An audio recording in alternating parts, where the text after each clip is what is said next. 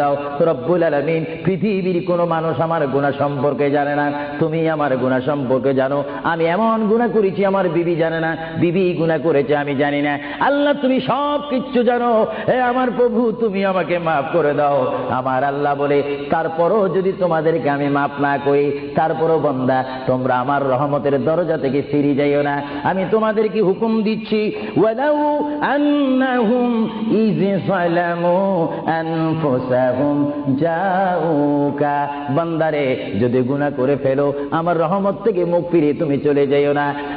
বান্দা, আকাশ পরিমাণ যদি গুনাহ করো, পাতাল পরিমাণ যদি গুনাহ করো, সাগরের পানি পরিমাণ যদি গুনাহ করো, পাহাড় তুলনায় যদি তুমি গুনাহ করো, আমার দরবার থেকে তুমি নিরাশ হইও না।